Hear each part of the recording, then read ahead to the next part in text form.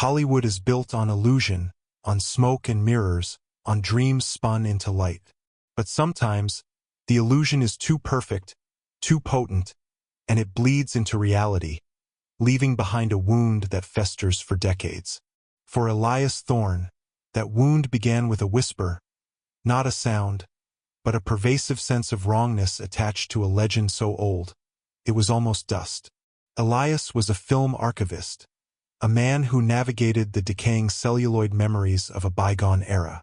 His domain was the forgotten vaults beneath Hollywood's oldest studios, a labyrinth of concrete catacombs where reels of forgotten dreams slowly turned to dust.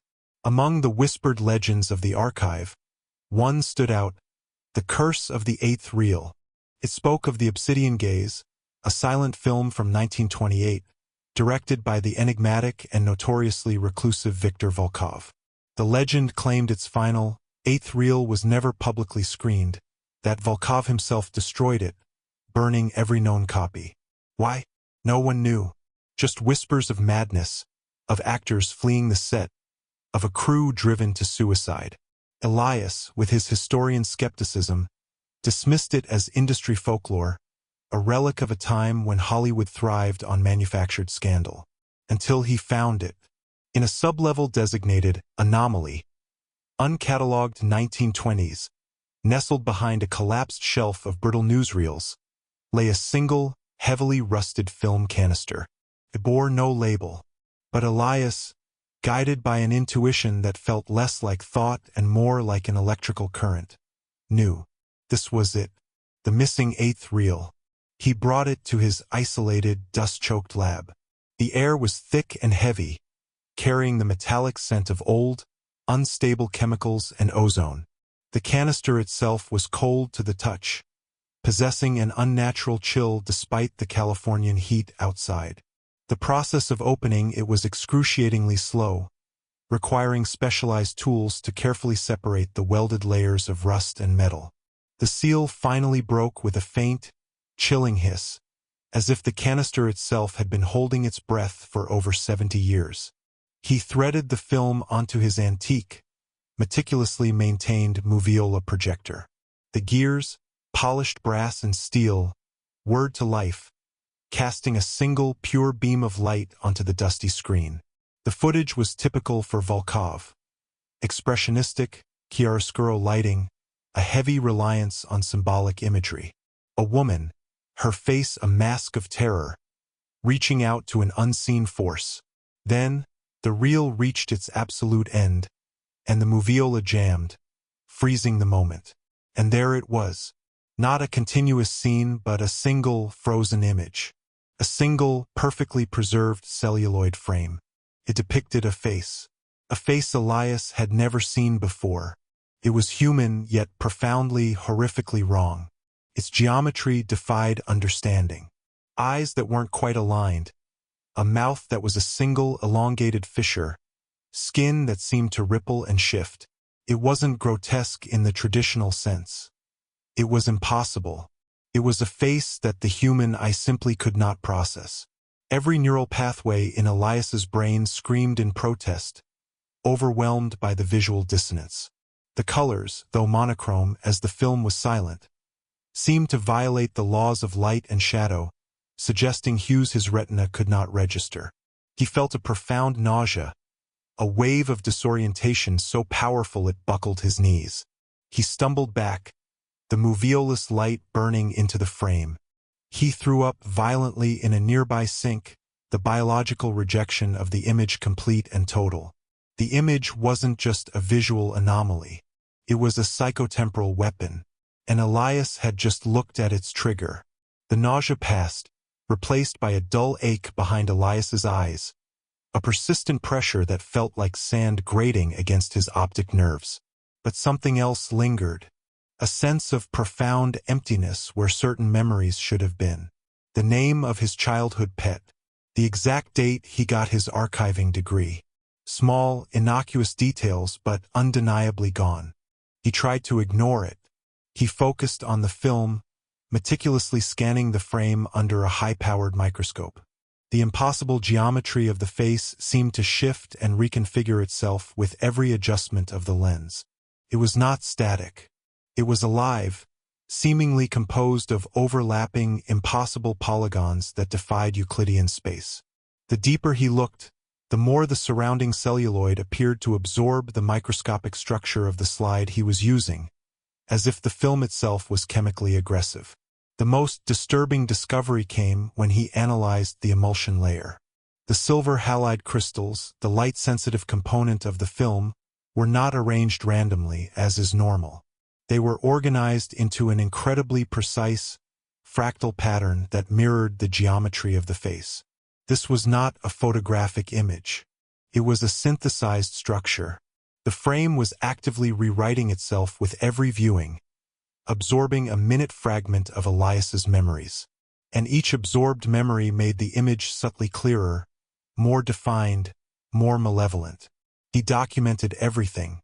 His old leather-bound journal, usually filled with precise historical notes, became a frenetic record of his deteriorating mind. He wrote about the memory loss, about the inexplicable fatigue, about the growing sense of dread. The film wasn't merely causing amnesia. It was consuming specific, essential fragments of his past, not randomly, but with a terrifying precision. It targeted the anchors of his identity: his first kiss, the death of his father, the scent of his mother's perfume. Each memory, once a cornerstone, was chipped away, leaving a hollow echo. He found himself staring at photographs, knowing the people were familiar, but unable to attach a name or an emotional context. He knew he should destroy it. Every fiber of his being screamed to burn the real, to obliterate the impossible image.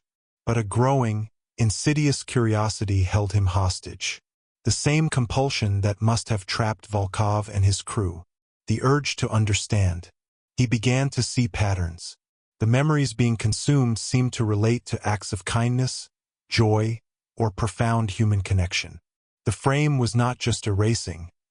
It was purifying him of everything that made him human. It was preparing him for something colder, something purely intellectual.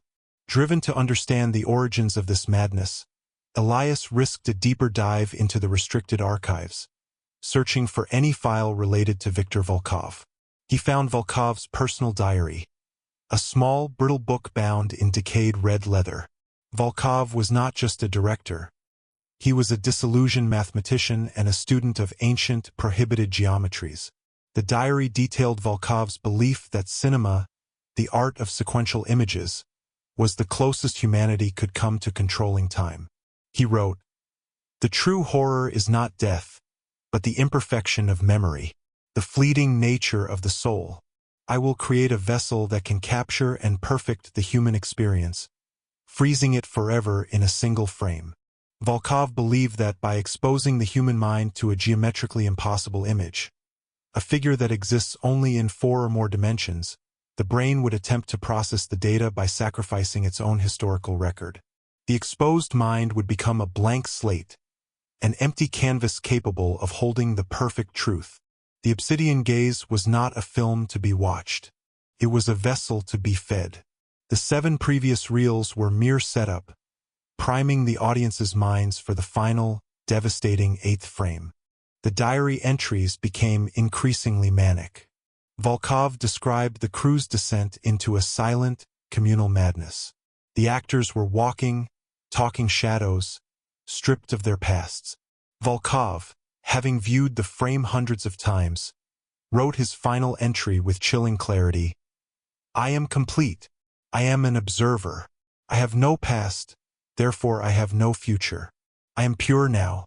I must destroy this vessel, not because it is a curse, but because its power is too vast.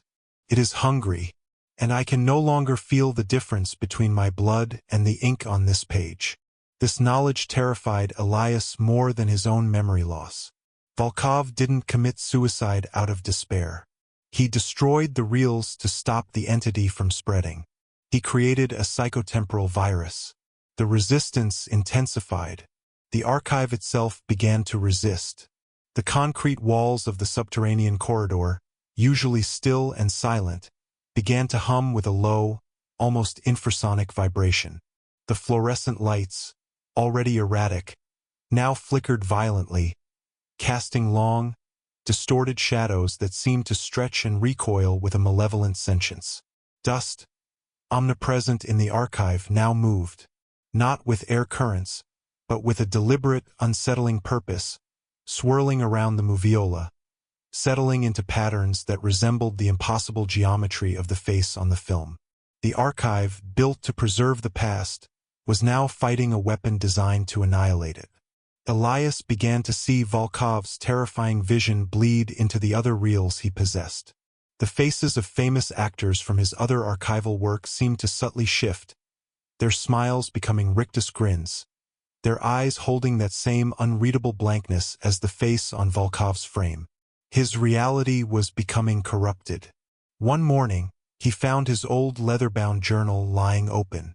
All his frantic notes, all his careful documentation of memory loss, were gone. The pages were blank, as if they had never been written on. But on the facing page, in a script that wasn't his own, a script that looked exactly like Volkov's final entry, a single sentence was scrawled: "The gaze requires complete emptiness. Your past is its sustenance. Bring it to the light." Elias made a desperate decision. He would try to destroy the frame with fire, as Volkov had intended. He knew the entity might not like being denied its food, but he couldn't let it consume him entirely. He carefully removed the final frame from the reel, placing it on a heat-resistant surface. He grabbed a heavy, old studio lighter, its chrome pitted with age. As he brought the flame close to the celluloid, the frame began to pulse with a faint, purple-white light. The heat was immense, but the film would not burn. Instead, the light intensified, projecting the impossible face onto the archive wall, colossal and terrifying. The projection was not static. The mouth of the face stretched into an impossible chasm. The eyes swirled with a terrifying intelligence. And from that projected mouth, a single, clear thought resonated directly into Elias's mind, bypassing his ears entirely. "You cannot destroy what feeds on you. You are part of the film now. The final reel must find its audience." The entire archive began to shake violently. The concrete walls cracked, spewing dust and debris. The metal shelves buckled, sending film canisters crashing to the floor, spilling their fragile contents. The light from the moviola, still running, became a blinding, chaotic torrent, tearing at the very fabric of the room. Elias fell to his knees, his mind screaming in silent protest. He was losing. He was losing everything. He looked down at his hand, which still clutched the single film frame. It was no longer a piece of celluloid. It was a small, smooth, obsidian black shard, pulsing with that same sickly purple-white light. The impossible face was no longer on the film. It was now etched onto his own palm, burning into his flesh. The process was complete. He was the final frame. He was the Obsidian Gaze. The destruction ceased as suddenly as it began. The dust settled. The lights stabilized. The archive was a wreck, but the fundamental structure held. Elias stood up, his body feeling weightless, his mind feeling empty. The last of his personal memories were gone. His name, his life, his purpose. He was a blank slate, a vessel. He looked around the shattered archive. The moviola was destroyed. The film reels were melted. All evidence of the Obsidian Gaze was obliterated, except for the shard in his hand and the burning mark on his palm. Elias Thorne walked out of the archive building, into the blinding Hollywood sunshine. The world felt new yet hollow. He felt no hunger, no thirst, no emotion. He was simply present. He saw other people, but their faces were indistinct, their lives meaningless to him. They were just noise. He looked at his reflection in a shop window. His eyes were wide, unblinking, holding the same impossible depth as the face he had seen on the film. His mouth was a thin, unmoving line. He didn't remember his past, but he knew his new purpose. He walked away from the ruined archive, no longer Elias Thorne, but a silent, empty vessel. He would find another archive, another film, another mind, because the Obsidian Gaze needed to feed. And it had found a new director, and the final frame was always waiting for a new audience.